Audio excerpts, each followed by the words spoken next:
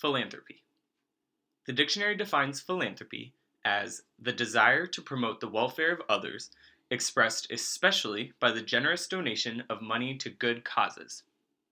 It's a practice that has been around since before the turn of the 20th century, with the largest method of collecting donations at that time being going door to door to request money for organizations like the American Red Cross.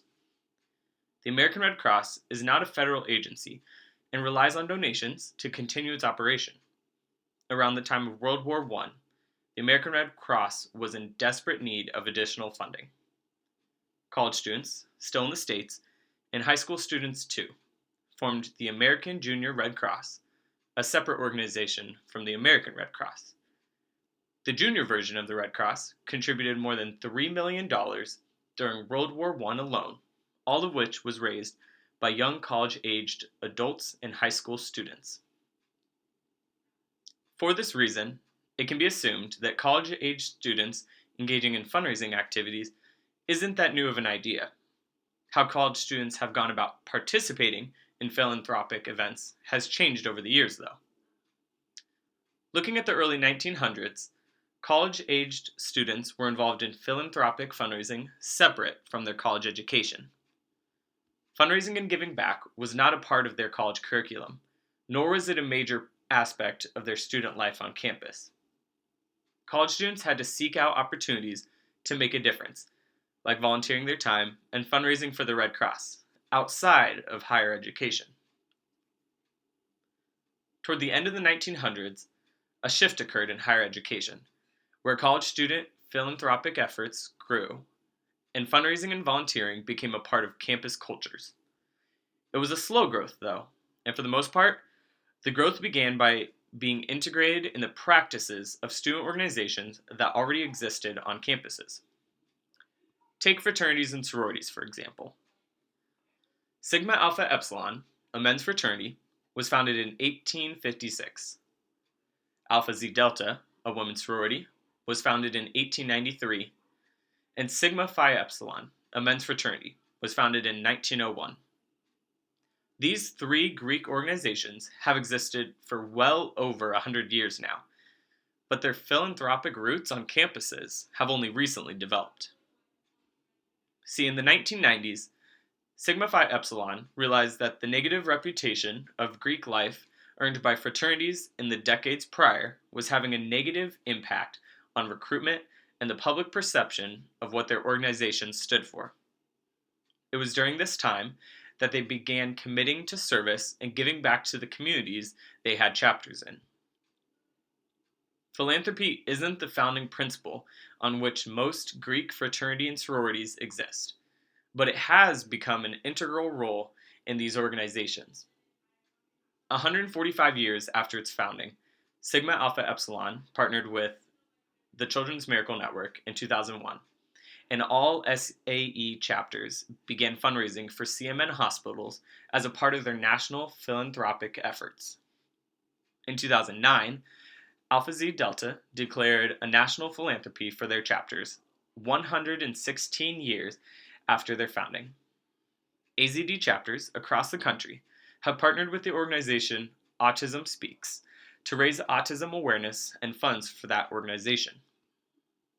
And in 2013, 112 years after being founded, Sigma Phi Epsilon announced their partnership with Big Brothers Big Sisters of America as their national philanthropy. While these three Greek organizations are just a small fraction of the fraternity and sorority programs that exist on college campuses in the United States, they are a great representation of the trend for philanthropy being integrated in campus culture. Even beyond fraternity and sorority life, though, college students have found ways to engage in philanthropic activities on their college campuses. On many campuses, student organizations now exist to promote service as their founding principle. For many of these organizations, their sole mission is to support a nonprofit by raising funds for them. Student organizations like Dance Marathon exist on campuses across the country because of a student's desire to give back.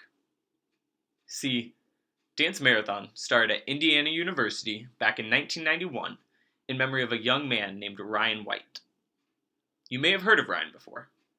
He passed away in 1990 at the age of 18 after a 6-year battle with HIV and AIDS.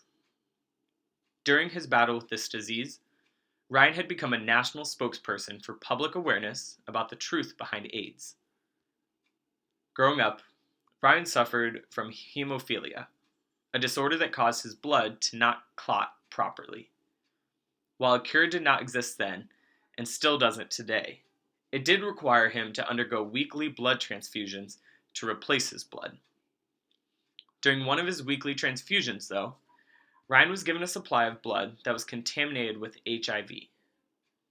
After this was discovered, he was given 6 months to live by his doctors, but defied those odds and lived to see his 18th birthday.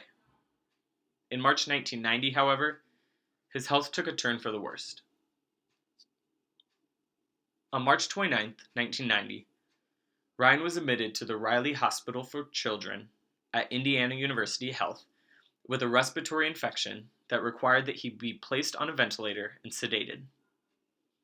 After 10 days of battling his infection, Ryan passed away on April 8, 1990, a few weeks before his high school graduation.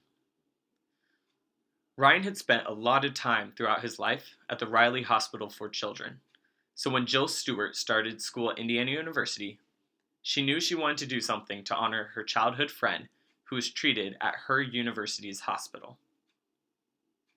In 1991, Jill founded the first dance marathon student organization in the country, Indiana University Dance Marathon. Partnering with the Children's Miracle Network and Riley Hospital for Children, students at IUDM raised just over $10,000 in their first year of existence. 20 years later, in 2011, IUDM fully funded the Ryan White Infectious Disease Center at Riley Hospital for Children. So why does this story matter to higher education in the United States today? Why does a young kid who fought a battle against a disease he couldn't control matter to colleges and universities today? For 25 years, college students across the country have created dance marathon programs at their respective colleges and universities, all with the same focus: to donate money to their local Children's Miracle Network hospital.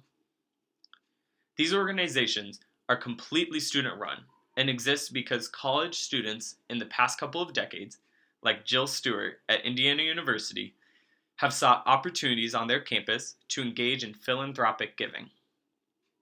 Whereas college students who join Greek organizations are typically joining for the friendships that could be made through their involvement, students who join the work that Dance Marathon is doing for their local Children's Miracle Network hospital are joining because they desire to help a cause they believe in. No matter the decade, no matter the college, no matter the nonprofit or the cause, engaging in philanthropy is something that unites college students across time. Over the past century, philanthropy has gone from something students have engaged in outside of their college or universities to being an activity they actively seek to include in their college experience.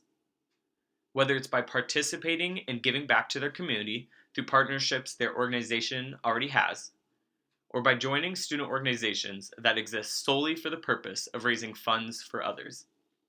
These acts of selflessness by college students are defying the typical picture of what a college student has looked like in the past and creating cultures of giving on campus that are redefining the college experience.